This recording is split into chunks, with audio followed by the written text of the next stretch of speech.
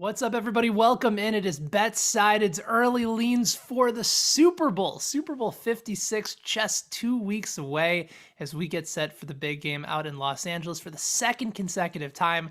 There is a team that is going to be playing a Super Bowl in their home stadium, but how does that ultimately end up impacting the odds as well as perhaps the total?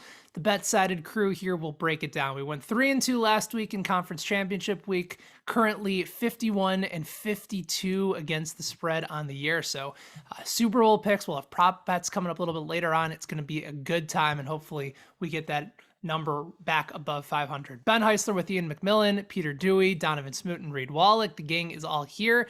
So let's kick things off this week. We're going to focus on spread or total bets for the Super Bowl, maybe even a money line play in as well. So Ian, let me kick things off to you. I believe the quote was from you at the beginning of the week, "This is the easiest Super Bowl bet you will ever make." Please enlighten the world and let us know why that pick is what it is.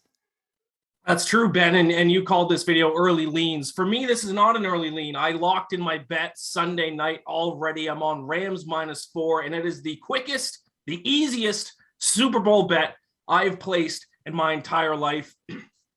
There's a narrative going around about Joe Burrow, and everybody wants to back Joe Burrow. He's the coolest guy ever. He wins. He's been winning these games late in the game. He's been looking fantastic. Listen, I love Joe Burrow as well. I was on the Bengals 2 weeks ago. I was on the Bengals to cover this past week. But I got to be honest, the Rams are a better football team, and there's not even a question about that. That is an objective fact.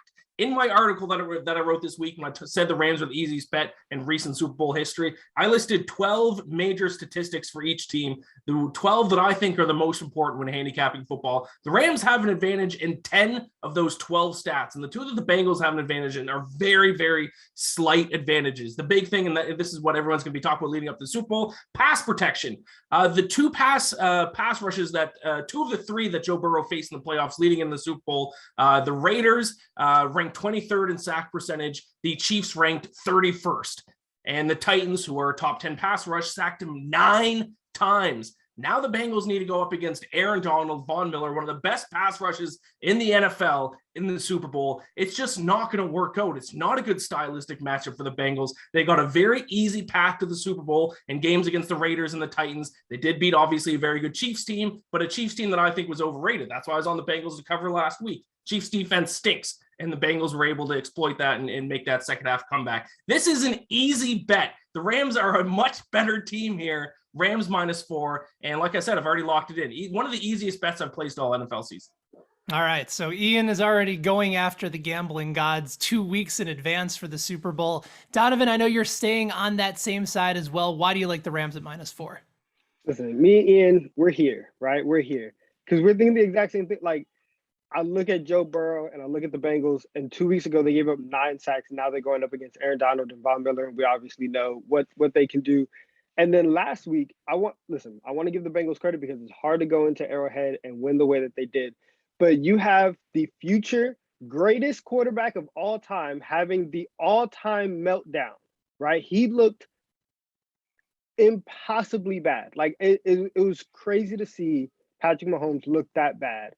And that is not going to happen. Like, even if Matthew Stafford plays the way that he did against the 49ers, which has been the Rams' biggest weakness this entire season. It's been Sean McVay's weakness. You know, Kyle Shanahan has owned them. They overcame that. They were able to get the win. Even if Stafford plays the way that he did, he won't play as bad as Mahomes did in the second half. And so I think that the Rams offensively are better than Cincinnati. They were second this year in yards per play. They have the 6th best scoring offense. They have a top 10 scoring defense. They're top 10 in takeaways. They've covered in 2 of their last 3 games. I'm with Ian. It's a very, very easy bet. And if it weren't for 2, spectacular plays, in the game against Tennessee, you have the Jamar Chase play where he takes him down, and then you have the insane play at the end of half where there's so much going on. But there has been so much that has happened that has been fluky for the Bengals to get here, and that's not going to happen in the Super Bowl. Okay, so we got 2 bets on the Rams side. Peter Dewey, I head to you, the Cincinnati Bengals backer. from the moment the postseason began. In your video that we did right here on YouTube, you talked about how the Bengals had the best chance to the Super Bowl. They were your pick to win the AFC. You're continuing the ride. You also locked in your bet, but on the money line as opposed to the spread. Why are you so confident in Cincinnati 2 weeks from today? Ben, look, I locked in my bet, Bengals money line, the second the Rams 49ers game ended and that line was up. I am all over the Bengals. And look, we can make all of our arguments on either side. It's whatever, but we talk about Ian and Donovan both admittedly said Matt Stafford is the weakness for the Los Angeles Rams. And we look at what happened last week against San Francisco 49ers. And if Jaquiski Tartt catches the easiest interception in the history of the NFL, Matthew Stafford and the Los Angeles Rams are not in this game. My issue with the Los Angeles Rams is I can't trust Matt Stafford to make all the throws. Yes, he might not be as bad as Patrick Mahomes was in the second half of the AFC Championship game. He definitely is not going to be as good as Patrick Mahomes was in the first half of the AFC Championship game. The Bengals have a better secondary than the 49ers. Mike Hilton has been playing fantastic for them. Eli Apple came up with some big plays. I know we like to all make fun of him, but he makes a huge tackle on Tyreek Hill, played great in the second half, didn't allow a catch by Tyreek Hill in the second half and overtime. Like, this Bengals team is on a spot. Their last 6 weeks, dating back to when they beat the Chiefs in week 16 through now, they have arguably been the best team in football in terms of the quality of the wins they've came by, and they're playing extremely well as an underdog.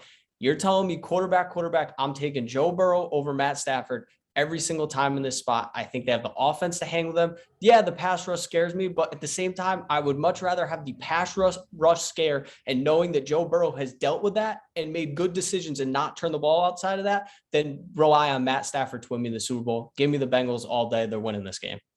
The hot takes in this episode of Early Leans is fantastic. I'm thoroughly enjoying this. Reed, I head to you next. I know you're also with Peter here. I don't know about on the money line, but the guy that had been taking the 49ers and riding that train for such a long time on the money line, are you willing to get back into the money line dirt and try and cash in here? Or are you rolling with the spread? No, I'm going to take the points with the Bengals. I think that the 4 is valuable here. Joe Burrow, just some stats from his career that they're pretty good. 13-4-1 against the spread as an underdog, 5-0 when that's 3.5 or more, 11-4 against the spread against teams over 500. So listen, the guy covers against good teams. He covers when he's counted out. The guy, I said on Bed and Breakfast on Monday that, Tom Brady retired. And I think Joe Burrow has a lot of Tom Brady-esque qualities that doesn't get factored into lines, that his team is counted out. His team stands no chance. He finds a way to stay close and potentially win these games. Sean McVay also, it is not a person I'm willing to back as a favorite in a big game. That guy is galaxy braining his way, almost completely cost his team the Super Bowl berth that he just won based on some coaching decisions. Kyle Shanahan opted to give it back to him, but again, I'm not interested in backing the Rams as a big favorite against a Bengals team that just has that team of destiny feel. I'm not going on some hot take parade here. I just think that the 4 points are valuable in a game to me that seems like it's going to go down to the wire. Matt Stafford's great at coming from behind. Burrow has kept his team in games with big drives. I just think that there's a lot of value in taking the 4 points. This reeks of being a field goal game either way. So give me over 4. And yeah, I think the Bengals could win. Why not? This year has been so out of control with upsets that this Bengals team has lost to the New York Jets, but why can't they win the Super Bowl? Who knows anymore? Yeah, Bengals lost to my Chicago Bears back in week 2 of the NFL season. This has been a absolutely wild run. You all have made very compelling points. Granted, they've gone against each other a little bit, but the one thing that you guys keep coming back to is that there've been some defensive adjustments on both sides. All the more reason for me to take the under at 49 in this game. I personally see it as I'm walking down Narrative Street. To me, this game is going to feel a lot like last year, where the Rams pass rush is just going to be dominant against Brady or against Joe Burrow and the rest of the Cincinnati offense. I think they're going to get the most amount of pressure that they have seen throughout the course of the postseason.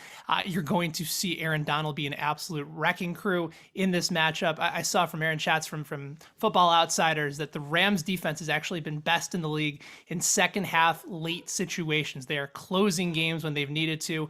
And then you also have a quarterback in both Burrow and Stafford, like you mentioned, Reed, that have the ability to come back late in games. So that's what's leading me away from just going and taking the Rams side, because I do think the Bengals can make some adjustments. They've been a very good second and a half team throughout the course of the season. I could see this being close, but it's going to be one of those games that is going to be very low scoring because I think you're going to make adjustments from the Bengals side. They limited Mahomes and the Chiefs to just 3 points in the second half. And you're going against a Rams defense that has looked as good as they've been throughout the course of the entirety of the season. 49 points feels like too many points despite offenses that have very lethal weapons across the field. Give me the under 49 in the Super Bowl. Don't forget, we're going to have plenty more videos, conversations, possibly some more fun along the way over the course of Super Bowl week. Make sure you guys check out all of that right here on YouTube. Give us a thumbs up. Go ahead and subscribe. Make sure you guys are a part of the fun. Also, check out Bet and Breakfast here on YouTube as well. We're with you throughout the course of the week as well. So for the rest of the crew over at BetSided, I am Ben. Make sure you guys get in those Super Bowl bets early, and we will talk to you again soon before the big game.